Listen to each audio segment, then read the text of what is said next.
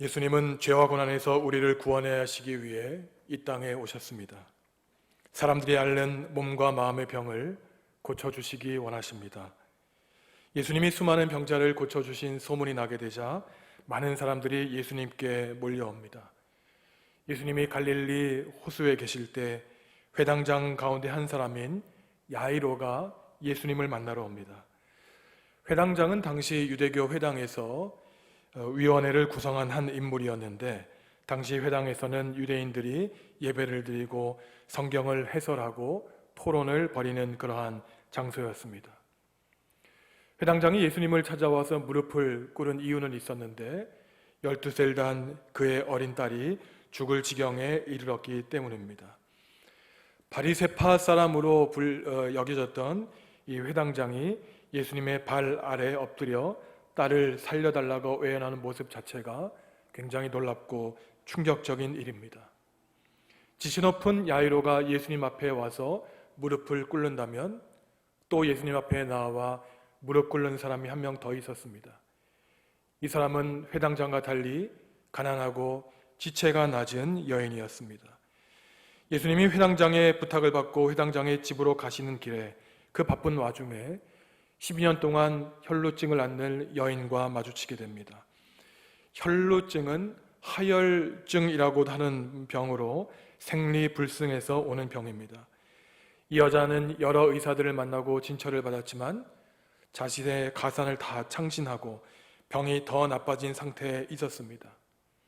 이 여자에게는 마지막 한 가지 소망이 있었는데, 자신의 삶 앞에 지나가는 예수님이 온다는 소문을 듣고 그 예수님의 옷자락에 자신의 손만 대어도 자신의 병이 나을 것을 알게 되었습니다.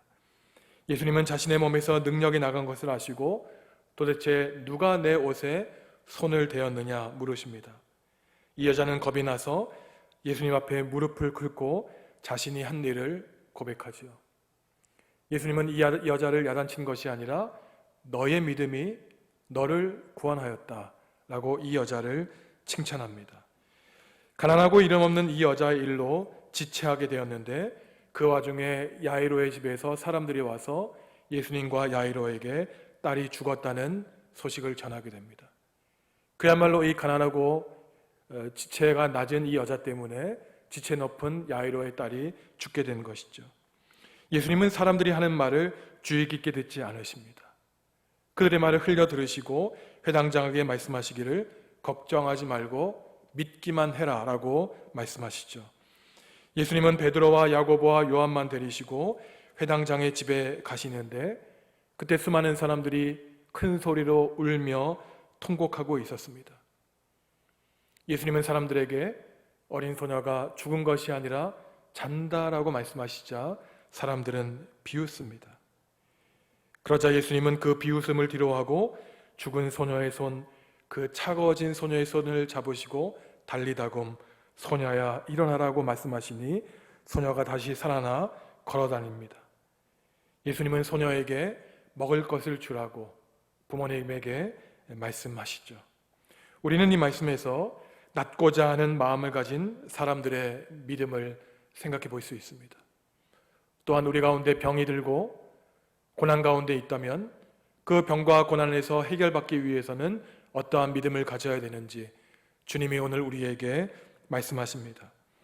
먼저 회당장의 믿음이죠. 회당장은 많은 학식이 있었고 많은 사람들에게 존경을 받고 있었지만 한 가지 문제가 있었습니다. 그가 귀하게 여기는 사랑하는 딸, 12살 된 딸이 죽음에 이르게 되었던 것이죠. 오늘날 말로 하면 코로나 바이러스에 감염되어 결국은 죽음의 현실을 목도하는 불쌍한 현실 가운데 있었습니다.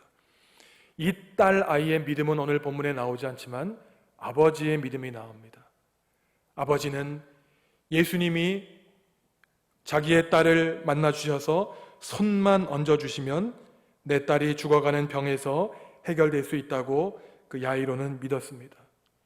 이 말씀은 곧 병이 들어 자신이 낫고자 하는 그 사람 당사자의 믿음도 중요하지만 다른 사람의 믿음도 중요하다는 사실을 보여줍니다.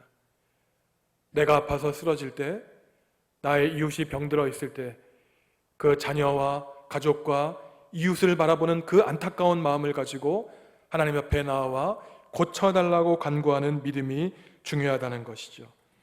우리가 함께 야고보서 5장 14절 15절 말씀 같이 읽겠습니다. 너희 중에 병든 자가 있느냐? 그는 교회의 장로들을 청할 것이요 그들은 주의 이름으로 기름을 바르며 그를 위하여 기도할지니라. 믿음의 기도는 병든 자를 구원하리니 주께서 그를 일으키시리라. 혹시 죄를 범하였을지라도 사함심을 받으리라. 주님을 믿는 사람이라면 부모, 자식, 형제, 자매, 이웃이 아파할 때 기도해야 됩니다. 내 주변에 아파 쓰러져 신음하고 있는 사람이 있으면 기억하고 기도해야 됩니다. 이 땅의 회복을 위해 기도해야 되죠. 낫게 해달라고, 살려달라고 간절히 기도해야 됩니다. 기도하지 않는데 내가 나 자신을 위해서, 내 자녀를 위해, 내 가족을 위해, 내 이웃을 위해 기도하지 않는데 병이 나을 수 없습니다. 회당장 야이로는 참 훌륭한 사람이었습니다. 사랑하는 딸을 위해서는 자기의 모든 것을 버린 사람이었습니다. 예수님의 앞에 나와 무릎을 꿇죠. 자기가 가진 지식, 재산, 학력, 자기가 가진 모든 것을 예수님 앞에 버릴 수 있는 용기 있는 사람이었습니다. 무릎을 꿇는다는 것은 자신의 모든 것을 내어 맡길 수 있다는 의지를 표명하는 것이죠. 자신이 가지고 있는 사회적이고 종교적인 지위, 체면, 자존심, 그 모든 것이 내 딸의 죽음 앞에서는 아무 소용이 없다는 것입니다. 우리는 과연 주님께 우리의 모든 것을 버리고 복종시키고 있습니까? 아니면은 우리가 가진 그 어떠한 것 때문에, 아직도 우리의 자존심 때문에 예수님 앞에 무릎 꿇게 하는, 못하게 하는 것은 혹시 있지는 않습니까? 불교 수행자들이 하는 수행 가운데 오체투지라고 하는 것이 있습니다. 우리의 몸의 5부분을 땅에 내던진다는 것이에요. 2손, 2발, 그리고 코를 땅에 박으며 그들이 믿는 신에게 절을 합니다. 나의 2손, 2발 다 포기하고 나의 높은 이 콧대조차도 그들이 믿는 신에게 복종시키겠다는 거예요. 하물며 참된 하나님을 못 믿는 우리 그리스도인들은 과연 하나님께 이러한 고통의 순간 가운데 얼마나 무릎을 꿇었고 우리의 높아진 자존심과 콧대를 주님 앞에 내던진 적이 있습니까? 야이로는 집에서 온 사람들이 하는 말, 당신의 딸이 죽었습니다 라고 하는 이 절망적인 말을 들었지만 두려워하지 말고 걱정하지 말고 믿기만 하라는 예수님의 그 말씀을 믿고 예수님을 모시고 집으로 가는 훌륭한 믿음을 보여주고 있습니다. 다음으로 12년 동안 혈루증, 하혈증을 앓는 여자의 믿음이죠. 이 여자는 12년 동안이나 병을 앓았습니다. 12년 동안 자신이 가진 모든 재산을 병을 낫게 하기 위해 투자했고 수많은 의사들을 만났지만 아무 소용이 없었습니다. 오히려 병은 악화되었고 더 가난해졌고 사람들의 손가락질은 더 늘어만 갔습니다. 왜냐하면 구약성경 레위기의 정결법에 따르면 혈루증을 앓는 여자는 사람들에게 부정한 사람으로 여겨졌기 때문입니다. 그야말로 사회적인 죽음을 선고받은 사람이었죠. 격리되어 살아야만 했습니다. 병을 전염할 수 있는 위험을 가진 사람으로 여겨졌기 때문이죠. 12년 동안이나 외롭게 홀로 살아가는 비참한 여자였습니다. 그의 삶에는 아무런 희망이 남지 않았죠.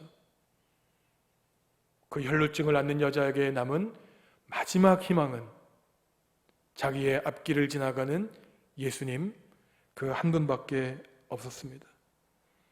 지금 예수님이 지나가시는 그 순간을 놓치면 자신은 병에서 고침을 받을 수 있는 가능성은 이제는 다시는 없을 것이라는 절실함을 가지고 있었던 것이죠. 자기가 가진 불행만을 생각하고 살아가지 않았습니다. 신세 한탄하며 살아가지 않았습니다. 자신이 가지고 있는 가난, 부끄러움, 염치, 다른 사람들의 시선, 그 아무것도 중요하지 않았습니다. 오직 예수님 한 분만 만나 그의 옷에 나의 옷자락에 손만 댈 수 있는 기회만 주어진다면 모든 사람들의 방해를 뚫고 그는 예수님 앞에 나아갈 용기를 가지고 있었죠. 예수님은 이러한 여자의 용기 있는 믿음을 귀하게 보셨습니다. 마가복음 5장 34절에서 이렇게 말씀하시죠. 예수께서 이르시되 딸아, 내 믿음이 너를 구원하였으니 평안히 가라. 내 병에서 놓여 건강할지어다. 병에 사로잡혀 있었습니다. 억압받고 있는 이 여자에게 예수님은 말씀하시면서 이제 평안히 너의 인생의 길을 가라. 너를 억압하는 그 모든 병과 고난과 질병에서 놓여 이제는 건강할지어다. 너의 믿음이 너를 구원하였다. 너의 용기가 너를 구원하였다.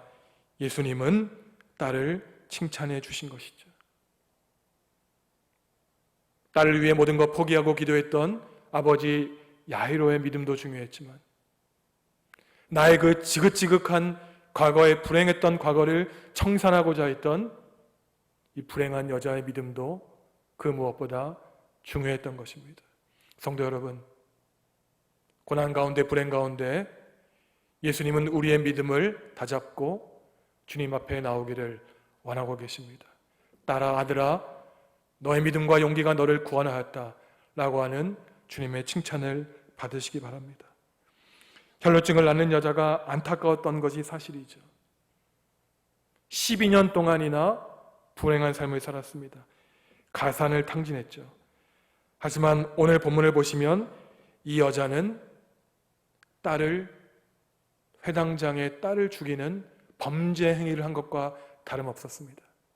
기왕 12년 동안 앓고 있었던 것, 예수님 먼저 죽어가는 회당장 야이로의 딸을 살리시고 그 다음에 오셔서 이 여자를 만나 주실 수 있었던 것이죠. 지체 높은 회당장의 간절함을 방해하는 꼴이 되었던 것입니다. 하지만 예수님은 결코 이 여자를 탓하지 않았습니다. 회당장 야이로마저도 당신 때문에 내 딸이 죽게 되었다 라고 말을 하지 않았죠. 왜냐하면 예수님은 사람이 가진 사회적인 지위, 재산 유무에 따라 사람을 판단하지 않으시기 때문입니다. 그 사람이 회당장이든 병 때문에 가산을 탕진한 여자였든 모두가 다 하나님의 형상을 따라 지음받은 고귀한 사람들이었기 때문입니다. 세상 어느 누구도 본래 비참하게, 본래 불행하게 태어난 사람은 없습니다. 원해서 가난해지고 원해서 불행해진 사람은 없습니다.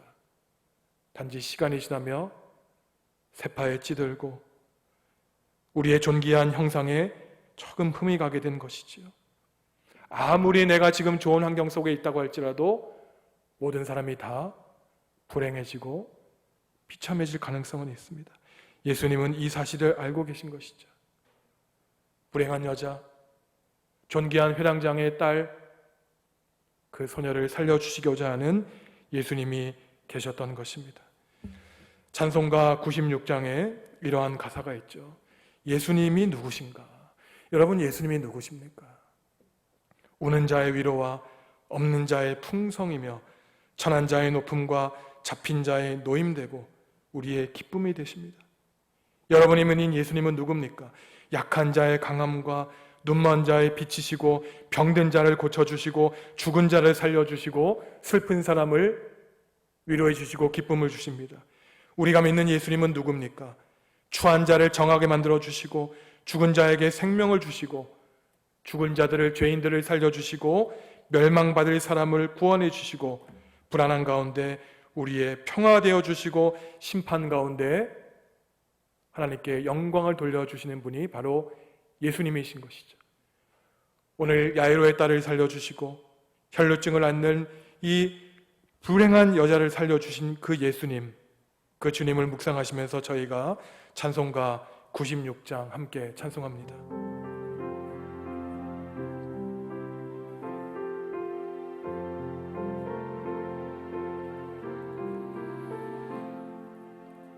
예수님은 누구신가? 오는 자의 위로와 없는 자의 풍성이며 천한 자의 높음과 잡힌 자의 노임되고 우리 기쁨 되시네. 예수님은 누구신가? 약한 자의 강함과 눈먼 자의 빛이시며 병든 자의 고침과 죽은 자의 부활되고 우리 생명 되시네. 예수님은 누구신가? 추한 자의 정함과 죽을 자의 생명이며 죄인들의 중보와 멸망자의 구원되고 우리 평화 되시네. 예수님은 누구신가? 온 교회의 머리와 온 세상의 구주시며 모든 왕의 왕이요 심판하실 주님 되고 우리 영광 되시네.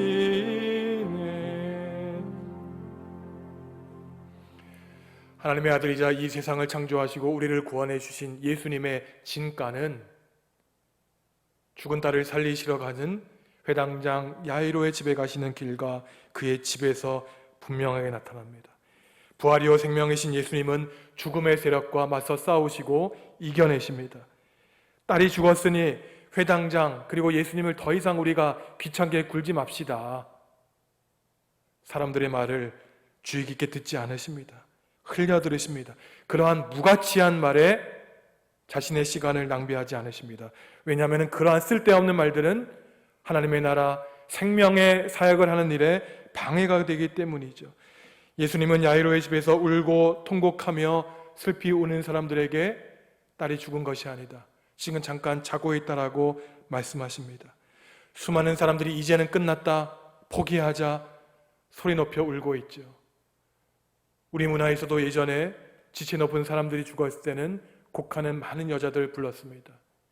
지체가 높을수록 곡을 크게 해야 됐고 상여를 화려하게 해야 됐고 슬피 울어야만 그 슬픔이 진짜인 줄 알았죠. 하지만 예수님은 곡하는 사람들의 이러한 진심 없는 울음을 가치 있게 보지 않으셨습니다. 왜냐하면 슬프게 우는 사람들이 정말로 야이로를 위로하기를 원했다면, 그의 딸이 죽은 것을 안타까워했다면, 딸이 죽은 것이 아니라 잔다고 했을 때 예수님의 말씀을 듣고 잠잠했어야 됐죠. 혹시라도 하는 믿음을 가지고 곡을 멈춰야 됐습니다. 하지만 그러한 예수님의 말씀을 비웃고 죽은 사람이 어떻게 살아나느냐, 그를 경멸하는 어리석은 모습을 보이고 있죠. 2000년 전이나 지금이나 이러한 믿음 없는 사람들은 우리 주변에 늘 있습니다. 죽은 나사로를 보고 눈물을 흘리시는 예수님을 보고 일부 사람들은 눈물어 태어난 사람의 눈을 뜨게 한 사람이 왜 지금 와서 죽은 사람을 살릴 수 없느냐 비아냥하고 있는 사람이 있었죠. 코로나 사태 가운데 너희를 살릴 예수가 있다면 이 사태를 빨리 끝장내라 비웃는 사람이 오늘날 있을지 모릅니다. 우리 그리스도인들 또한 이러한 세태 가운데 우리가 믿는 하나님이 진정 생명의 하나님인가 믿음을 잃는 사람들이 있을지 모릅니다. 하지만 예수님은 이러한 냉소와 비웃음과 조롱하게 좌절하지 않으셨습니다. 묵묵히 자신의 일을 하십니다. 예수님은 죽은 딸을 살린 부모님과 주변에 있는 제자들만 데리고 조용히 시체가 있는 방에 가시죠. 문을 활짝 열으시고 자신의 기적을 보여주시려고 하신 것이 아닙니다. 예수님의 관심사는 본인의 능력을 입증하고 사람들의 비웃음을 야단치려고 하는 것이 있는 것이 아니라 차가워진 소녀, 그 불쌍한 소녀에게만 집중하셨습니다. 예수님은 죽은 소녀의 손을 잡으시죠. 소녀야, 일어나라 라고 말씀하십니다. 예수님은 차갑게 얼어붙은 소녀의 손을 친히 잡아 일으켜 주시는 분이십니다. 이것은 당시 율법에 따르면 범법 행위였어요. 레위기의 율법 조항에 따르면 자신의 피부치 외에 죽은 사람의 시체를 만지는 것은 피하라고 했기 때문입니다.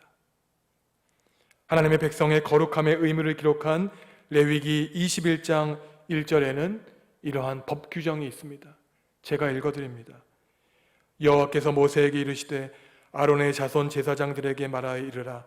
그의 백성 중에서 죽은 자를 만짐으로 말미암아 스스로를 더럽히지 말지니라.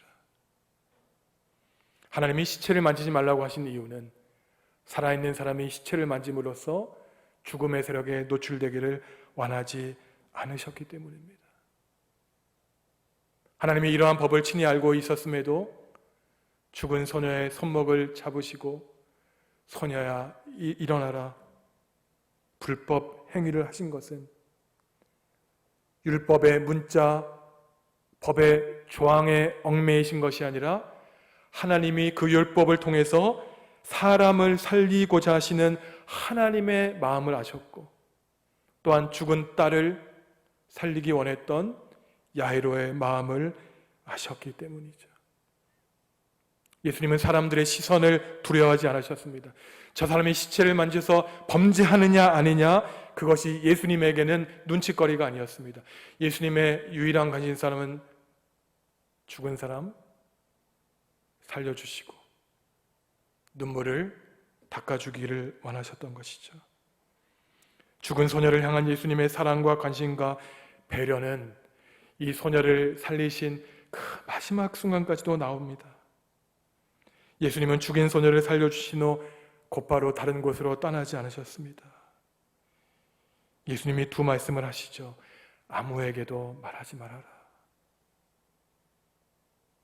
떠벌리고 싶지 않으셨던 것입니다. 그리고 마지막으로 부모들에게 하신 말씀 43절을 보시면 딸에게, 소녀에게 먹을 것을 줘라. 저는 오늘 이 야이로의 딸의 본문 가운데 예수님의 가장 따뜻한 심정이 나타나는 구절이 바로 먹을 것을 줘라. 죽음 가운데 허기진 그 소녀, 12살밖에 안 된 그 소녀가 부모의 그 생명의 길을 떠나 죽음 가운데 있을 때에 그 소녀의 배고픔을 아시고 먹을 것을 줘라라고 하시는 그 주님의 말씀은 바로 오늘날 2020년 이 코로나 사태를 지나가고 있는 저와 여러분들에게 하시는 말씀이죠. 성도 여러분, 우리는 지금 코로나라고 하는 질고의 시간을 보내고 있습니다. 이 고통이 과연 언제 끝날 수 있을까? 참 의문스럽기도 하죠. 많은 사람들이 절망과 우울증에 허덕이고 있습니다. 이 코로나 때문에 직장을 잃고 가족이 병이 들었고 입원을 했고 죽음을 맞이한 이 땅에 많은 백성들이 있습니다. 그때 예수님은 우리의 손을 붙드시고 말씀하시죠. 아들아, 딸아, 일어나라. 이 음성은 2000년 전 죽은 이름 없는 소녀에게 하신 말씀이 아닙니다. 지금 절망 가운데 죽음을 맞이한 우리에게 하시는 말씀이죠. 우리 영혼이 잠자고 있다면, 영혼이 죽어 있다면, 절망 가운데 있다면 우리가 바로 죽은 소녀입니다. 고난 가운데 쓰러져 있다면 우리가 바로 그 죽은 소녀이죠. 하지만 주님은 어둠 속에 있는 우리에게 지금도 속삭이십니다. 일어나라. 우리의 차가워진 마음, 우리의 차가워진 손을 붙들어 주시죠. 절망 가운데 소망을 가져라. 사랑하는 성도 여러분, 일어나라고 하시는 주님의 음성을 들으시기 바랍니다. 우리를 품에 안아 주시기 원하시고 우리의 차가운 손을 붙들어 주시는, 우리에게 이미 내어주신 그 주님의 손을 붙잡으시기 바랍니다. 우리의 유일한 소망은 예수 그리스도에게 밖에 없습니다. 주님은 우리의 비참함과 굶주림을 아십니다. 먹을 것을 줘라. 영적으로 육적으로 갈급한 우리에게 주님은 지금도 생명의 떡을 주고 계십니다. 죽음을 이겨내시고 다시 자신 주님, 우리를 살려주시기 위해 십자가의 길을 가신 그 주님이 신임 안에 이 땅에 새 생명을 주시기 바랍니다. 우리는 우리를 살려주시는 주님의 사랑에 감사하며, 비록 이 어둠의 터널이 언제 끝날지 모르지만 생명을 만드신 주님을 믿기에 그 시간이 얼마나 오랫동안 지속될지 모르지만 우리는 고난의 끝을 바라봅니다. 사랑하는 성도 여러분, 고난 가운데 소망이 있습니다. 죽음 가운데 생명이 있습니다. 우리를 만드시고 죽음에서 살려주신 주님을 바라보시고 고난 가운데 승리하시며 하나님의 복음을 의지하고 하나님의 복음을 전하시는 거룩한 하나님의 자녀들이 되시기를 주님의 이름으로 축원합니다. 기도합니다.